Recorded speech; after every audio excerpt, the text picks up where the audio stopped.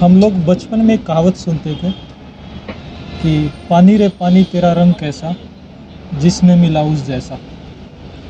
अब क्या मिलाना पानी में हमारे ऊपर है।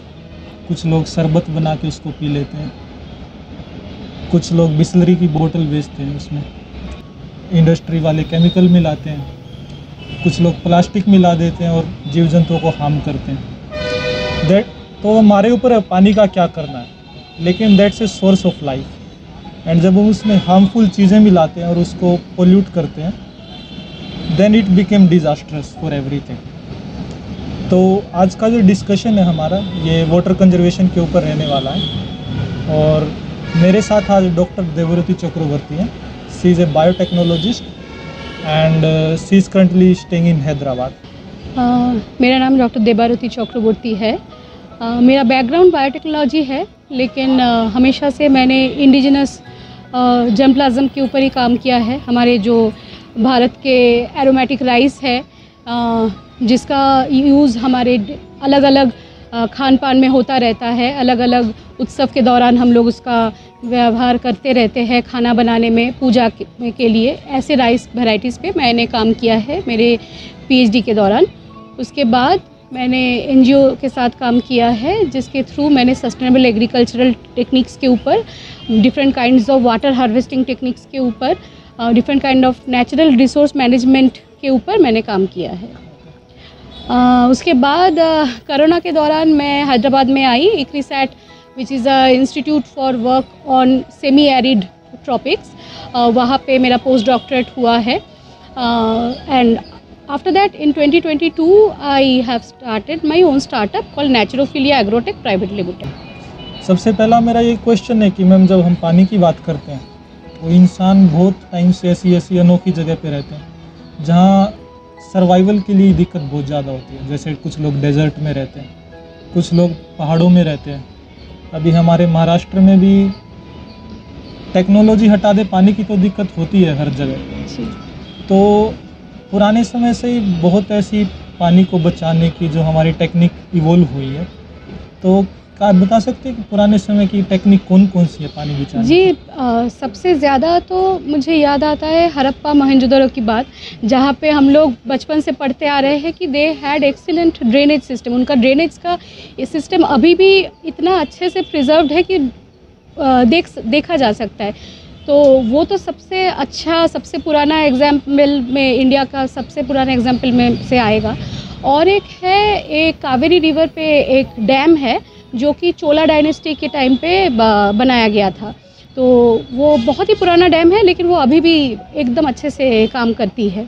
तो this are like some of the oldest examples, and that dam is like the 4th oldest dam in world. ऐसी कोई मुझे नहीं लगता टेक्नोलॉजी इवॉल्व हो गई है पानी साफ़ करने की। हम थोड़ा वाटर ट्रीटमेंट कर लेते हैं अलग अलग प्रोसेस से, वो तो पुराने समय भी था।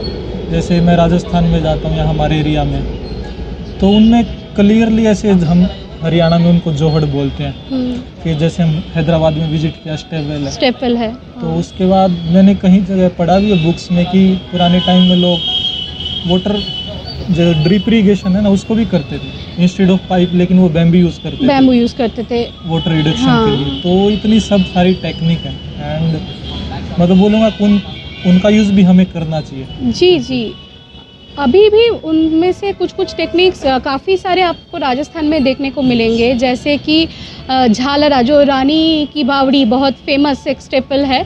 तो it is a very old staple, but the design is much better than staple. It looks very beautiful. It is a 3-tiered staple kind of thing, and it is still functional. तो उधर अभी भी बारिश होता है तो वो पूरा भरता है, बहुत अच्छे से वो काम करता है। फिर ये छोड़ के भी उधर ऐसे पानी के टंका बोल के एक चीज़ है उधर, मतलब कुआं रहेगा लेकिन ढका हुआ कुआं रहेगा, क्योंकि कुआं अगर ढका हुआ नहीं है तो बहुत जल्दी उसका इवापोरेशन हो सकता है। लेकिन वो कुआं क्योंकि ढका हुआ है, बहुत एक तरीके से छोटा सा उसका ओपनिंग है, तो उससे लोग पानी निकालते हैं, और ढका हुआ होने की वजह से उसमें सारा साल पानी भी रहता है। और जो स्टेपल हम लोग अभी जाके आए, बंसीलाल स्टेपल, तो बंसीलाल पेट रिसेंटली तेलंगाना गवर्नमेंट ने उसको बहुत अच्छे से उसका रिकवरी किया है, and it is fully functional now. तो उसमें बारिश के टाइम पे बहुत अमाउंट में पानी उसमें जमा हो सकता है। और उसका सबसे बड़ा हेल्प ये है कि उस एरिया में पानी भी नहीं जमेगा। अदरवाइज़ उस एरिया थोड़ा वो एरिया लो लाइंग है बोल के उधर पानी जमने का प्रॉब्लम होता था पहले। ऐसे बहुत सारे आइडिया हैं, मुझे तो लगता है हम उनका यूज़ कर ही सकते हैं और करना भी चाहिए। जी। और अभी करते भी हैं लोग, मैं तो बोलूँगा एटलीस्ट अपने खुद के पर्सनल यूज़ के लिए। जैसे हमारे घरों के ऊपर जो हमारा अब तो कंक्रीट की रूफ्स आ गई हैं, तो करना क्या, ढलान से जो पाइप आता है उसको स्टोरी करना, रेन वाटर हार्वेस्टिंग कर सकते हैं आप। हाँ, रेन वाटर हार्वेस्टिंग बहुत इजीली आप कर ही सकते हैं आपके घरों में, और उसको आप फिल्टर करके उसका फर्दर यूज़ भी कर सकते हैं। इनफैक्ट नेचुरोफिलिया के थ्रू वो हम लोग कर भी रहे हैं। हम लोग जब ऐसे डिज़ाइन करते हैं तो हम लोग कोशिश करते हैं कि जहाँ जहाँ पे उस ज़मीन पे ज़्यादा वाटर स्टोरेज की संभावनाएं हैं तो उधर रेन वाटर हार्वेस्ट पीट बनाने का, या फिर उधर छोटे छोटे ऐसे पॉइंट बनाने का कि जहाँ पे पानी जमा हो सके। तो we design the land also ऐसे तरीके से कि जितना हो सके पानी को उस ज़मीन से बाहर नहीं जाने देना है, उसको ही रीयूज़ करना है। पानी harvesting is a good thing, लेकिन as a common people we should be also focusing on कि हमें पानी को पोल्यूट भी नहीं करना।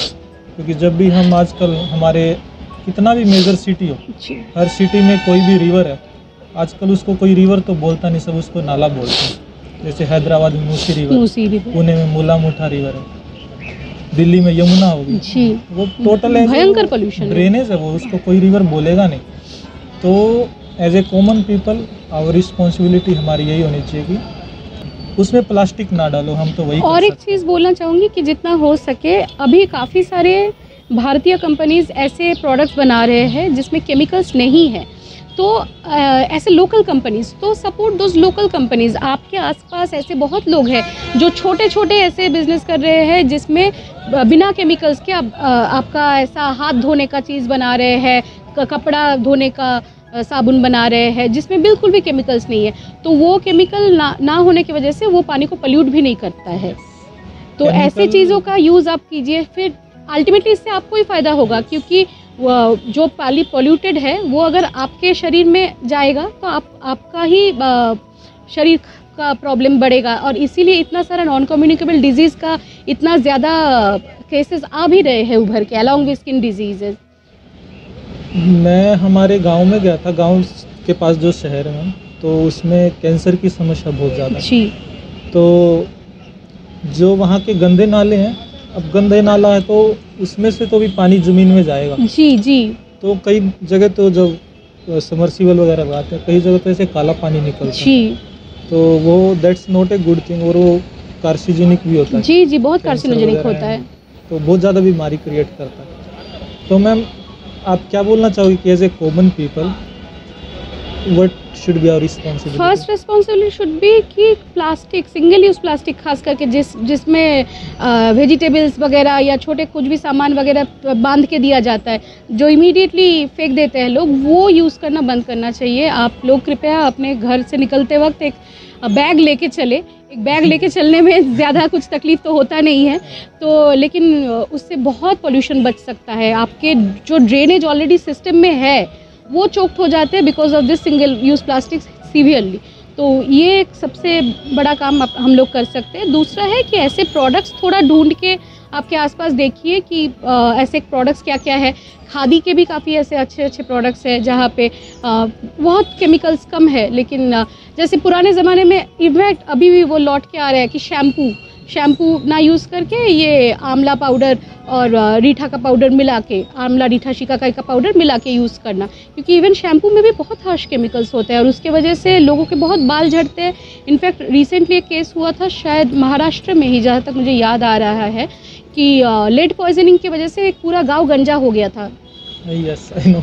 हाँ, और and that happened due to extreme chemical pollution, lead pollution. तो ये पोल्यूशन सिर्फ मतलब आपके स्किन या आपके हेयर को ही ये नहीं करेंगे, इफेक्ट नहीं करेंगे, अल्टीमेटली कैंसर से लेके और भी जितने भी भयानक बीमारी का नाम सुनाई देता है आजकल, जो नॉन कम्युनिकेबल है, जो छूत की बीमारी नहीं है ऐसे, तो ये सब ऐसे पोल्यूशन की वजह से ही होता है। तो सिर्फ गवर्नमेंट पे डालने से तो नहीं होगा ना, हम लोगों को भी थोड़ा ध्यान रखना पड़ेगा।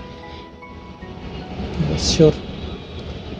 So in the end, I would like to just say that जितना कम हो सके प्लास्टिक और पानी दोनों ही रिड्यूस करें जी जितना भी हो सके, दैट्स बेस्ट। उससे कुछ ज़्यादा हो नहीं, उससे ज़्यादा अच्छा हम कर भी नहीं सकते कुछ। अगर फिर भी हम यूज़ करते हैं तो ट्राई टू मिनिमाइज और reuse at least. reuse it, and that's all we can do as a responsible citizen.